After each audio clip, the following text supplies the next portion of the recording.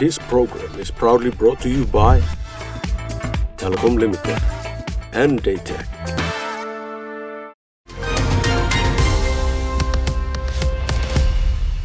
Good night, Papua New Guinea. I'm Malcolm Waira, and welcome to another episode of Infocus. Now, in this session, we hold discussions with Mr. Paul Barker, Executive Director for the Institute of National Affairs, about the latest developments in the PNG economy. Mr. Barker, thank you for joining us. Thank you, Malcolm. Firstly, Mr. Barker, how depressed are the current economic conditions in Papua New Guinea? Well, we had several years of effectively recession during the COVID period. And since then, actually, the economy has been picking up, not at a rapid rate, but it has been recovering. We've got positive growth rates. And last year's was expected to be more buoyant. But if you remember, we started the year with the Moresby riots and in some other centres. We also saw the continued, by and large, slow recovery of the Porgera mine, but it didn't reach full production. It was only on partial production last year. So the forecast for this year is of a more buoyant growth rate, and hopefully that will also see some extra job creation going on. We've got some good commodity prices. So gold price has been strong, and it's been buoyed up more recently by all the global confusion around tariffs. So people put their money into safe havens. So that's been a stimulus with gold. But also for the last year or so, we've seen both the cocoa price at record levels, but also the coffee price being strong. It's not quite so strong now as it was late last year, but it's still pretty strong. And that is money that goes right into the community. And that then works its way through the broader economy. When it comes to the fiscal side, which is the government budget, of course, where we're seeing problems. The government states that it's getting the revenue coming in. And yet, as with last year, it wasn't by the end of, November, we still hadn't seen a large portion of the government money actually being released. So there was a real lag. And so it wasn't until, the first quarter of this year, the government is busily spending much of its money on paying the expenditure from late last year. So we're not seeing the expenditure that's in this year's budget actually being released to most of the government institutions, and that has a big impact upon the wider economy. And of course, if you're not paying the bills, we know that the private sector is suffering from large debts from government, but even the state-owned enterprises, PNG Power, Telecom and so on, also have major sort of outstanding payments due from the government. So this works its way through. We are told that the foreign exchange reserves have picked up and foreign exchange is more readily accessible. So the waiting times are somewhat reduced, but we're still, we still have a concern over that, and the private sector is still concerned over that. We know that a lot of the private sector has been waiting for some of the big projects to actually kick off. And last year, the Papua LNG decisions were deferred to late this year. So no decisions on LNG, and some of the other major resource projects are still pending, and they've been pending for a long time. So those they don't generate so much in the way of jobs once they're operational, but they would certainly provide a major stimulus if they actually kicked off, and particularly during that construction phase, for example, of LNG facilities and pipelines. So, we're seeing a growth of the economy, but it's not, and we're at a time of considerable global uncertainty as well, which is obviously going to influence the PNG economy to some extent as well.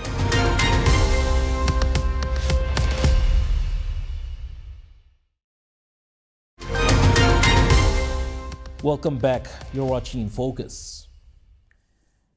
Now, Mr. Barker, I'd like to get your thoughts on some of the major reforms being undertaken by the government. It has recently announced plans to partially privatize few of the state-owned enterprises. Is this the right approach to improve SOE performance? It's certainly one tool in a variety of different measures that can and should be taken.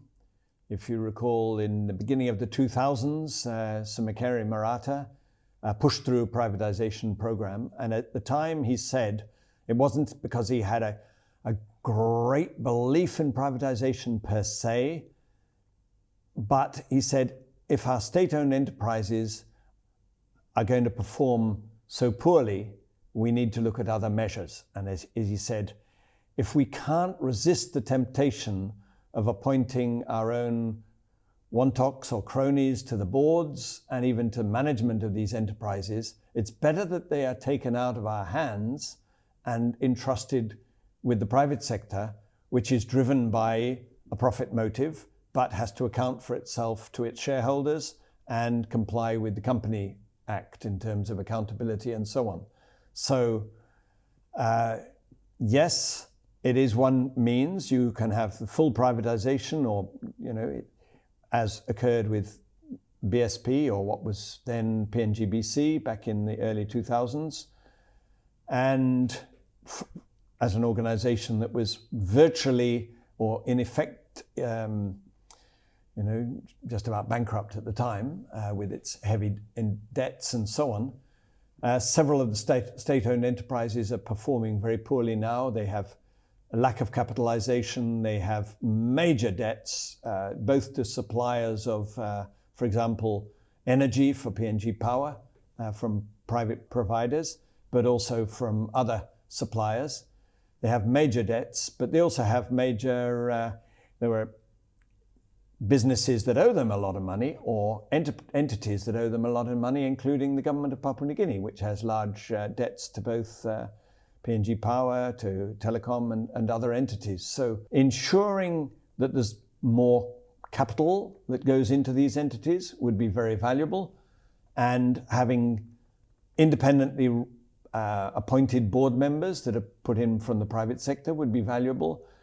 Having a more private sector management approach and organizational and discipline, if you like, would be valuable. But the problem is, who would want to buy? These are not enterprises that are making money. They need major reform. They need to be able to address, their substantial debts. So who would buy unless they could actually control? So the idea of partial privatization, just buying 49%, it's hard to see people wanting to do that unless you know that you can actually control and you can ensure that the venture is going to be viable into the future. So that's going to be a challenge, but there are different ways to privatize, and frankly, there are some you could consider that with those various creditors, they could actually go to the courts themselves and let the courts decide and say, well, this effectively belongs to you. It owes you so much money. It effectively is yours. So there are different ways to skin a cat, as it were. But it is needed. It needs the discipline of the private enterprise, if you like. And many of those enterprises, instead of providing revenue or reliable services, they are actually just clocking up increasing debts, which are a burden on the state. And the state then has to run around and find ways to try and address that. Sometimes they use other state enterprises. So you'll have companies like Octedi having to provide fuel and foreign exchange for other state enterprises and the market, which of course undermines their own business plan as businesses in themselves. So finding ways to bring them closer to market scenarios while avoiding the situation of shifting what is effectively, in many cases, a state monopoly to being a private monopoly. That is, you do not want that to happen. You want it to be efficient, to be competitive, but you also want it to avoid use and abuse of monopoly powers, which means that you're going to have a regulator, and then you're going to have, but the regulator is going to have to be market aware, because you can't regulate a private business and say that it has forever to lose money, because otherwise they're neither going to go into that business or they're not going to stay in that business for very long, because no one supports a permanently loss-making venture. So it's a challenging task. Many of those state enterprises, they may be large, they may have a lot of physical capital, but their balance sheets are pretty empty because their debts exceed and the cost of rehabilitation and reinvestment would be very considerable in some cases. Only a few of them are profit-making, as opposed to you do have the Kumul Petroleum and the Kumul Minerals. Those are, by contrast, they're largely revenue earning. They're not having to run an enterprise like PNG Power. They're not having to do field operations. They're really more like taxation entities. They receive a lot of money and operating effectively parallel budgets. So those entities really, that flow of money should actually be going into the Sovereign Wealth Fund and then be managed very transparently through the Sovereign Wealth Fund mechanism, assisting the government when the government has shortfalls of revenue, so providing a stabilization mechanism for government revenue and expenditure, but at the same time also being effectively an investment and future fund for the future when maybe some of those resources have expired. So that was what the Sovereign Wealth Fund was to be set up for.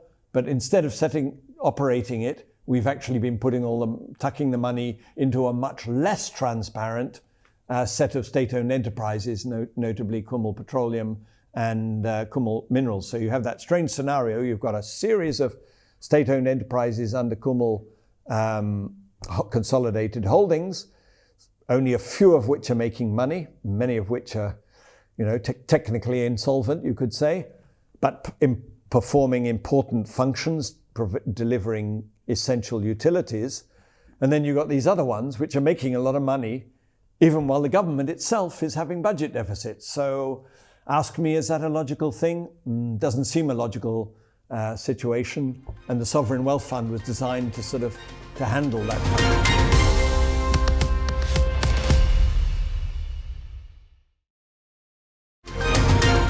Welcome back. You're watching Infocus. Now, Mr. Baka, in terms of the resource sector, since taking office, the Marape Rosso government in 2019, under its mantra of taking back PNG, it has embarked on major reforms within the resource sector. It's recently passed the National Petroleum Act, and there are also plans to shift to a production sharing contract regime. What are your thoughts on such reforms? Yes, that's a whole different system of revenue earning. There are different ways to earn money from your resources sector. And in PNG, by law, the resources that are under the earth belong to the state. So your land belongs to the people, the forests belong to the people, but the minerals that are below the ground and the oil and gas belongs to the state. There are mechanisms for sharing with the landowners, which PNG has developed. So it's an interesting combination of benefit sharing with the resource owners who have the land above those resources. But you can gain the revenue for the state for the utilization of those resources, either through a taxation mechanism or through equity. PNG is doing both, but particularly in the recent years, it's been pushing more in the equity direction.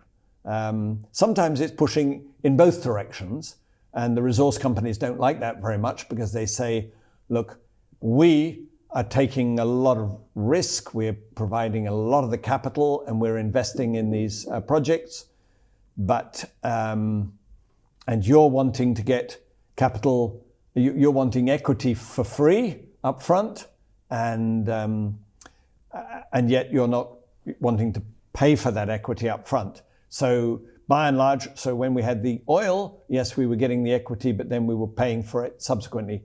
With the gas projects, that's not been the case. The state's been having to pay for the pay for the equity. With the taxation, the state doesn't have that risk because it's just collecting the taxation, but by and large, taxation comes in association with making profits. So you start applying the corporate tax when they start declaring profits. And of course, in the first many years, they're not making profits, so you're not making much money as the state. Some of the benefit sharing arrangements that are being pushed and are applied in some countries mean that you actually start collecting an equivalent of a royalty upfront. Now, that means you're basically saying, look, it's our resource, so we want to collect a payment for your utilization of our resource upfront.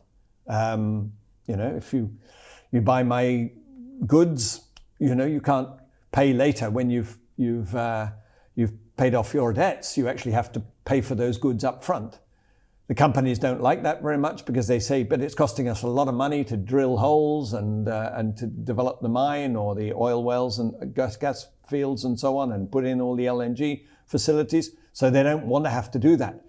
But many countries do that, and certainly because it's a long time to wait for the state to actually earn the revenue if you're just waiting for taxation on profits, especially if the commodity price goes down. You actually want to ensure that you start getting revenue early on in the piece. So PNG is looking at a mechanism to shift towards some earlier revenue sharing arrangements. And a lot of countries do that. As I say, the resource companies don't like that mechanism, and the resource companies don't like if the government is trying to pursue all revenue earning mechanisms all at the same time. They say, well, can you go for the taxation or for the equity or for an income sharing, early revenue sharing mechanism, but not too much of that. It's all a case of trying to make sure that the state of Papua New Guinea, which means really the people of Papua New Guinea, get a fair share. But at the same time, if you want to get a fair share, you need to make sure also that the resource companies are going to get enough of a return for it to be worthwhile for them.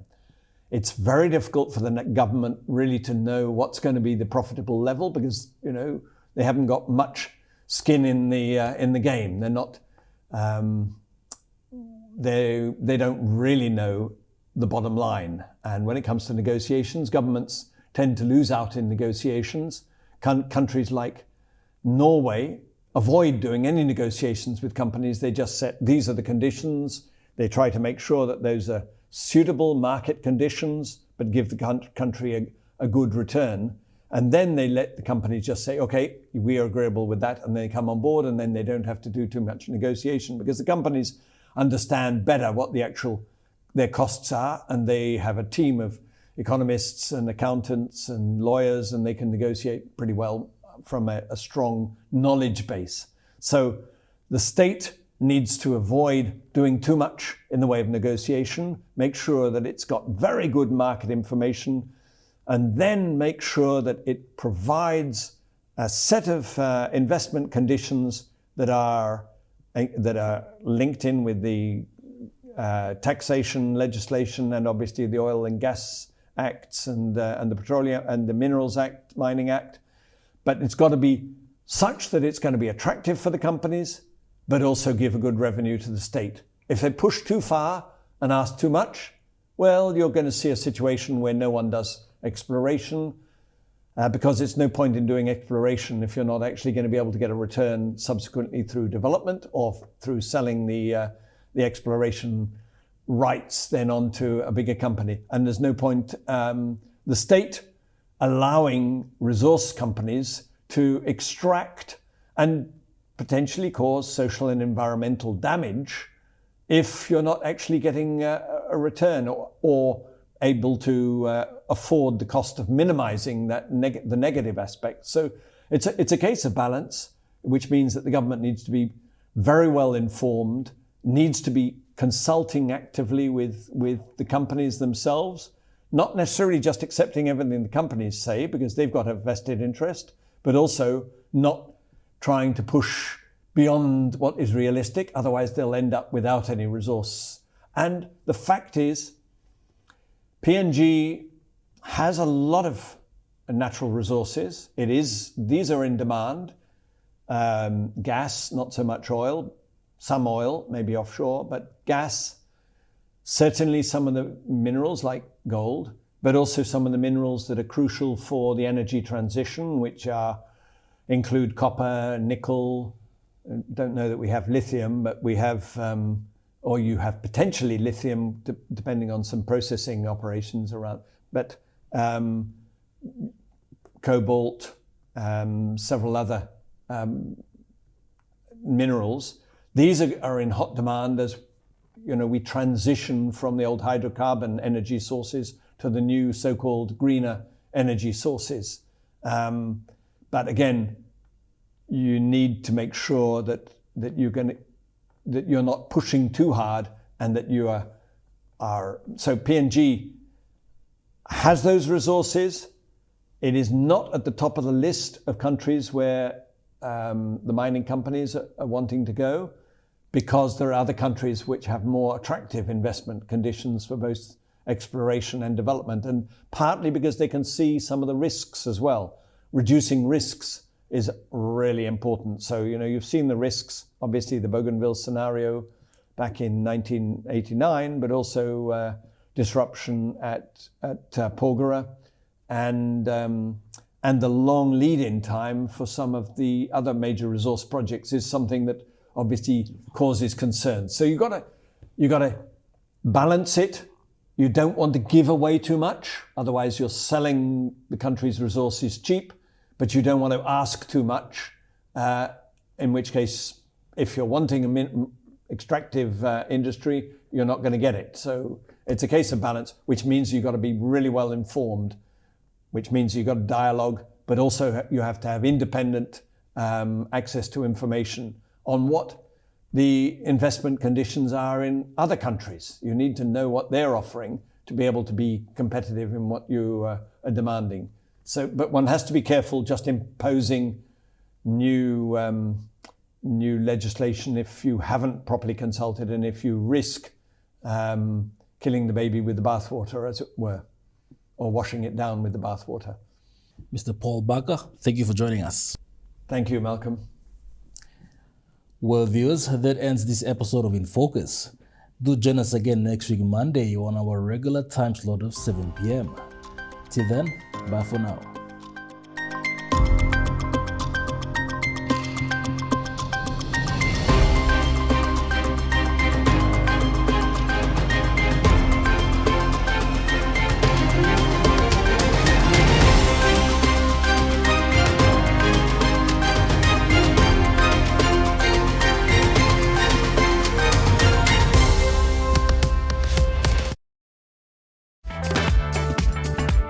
This program was proudly brought to you by Telecom Limited and Daytech.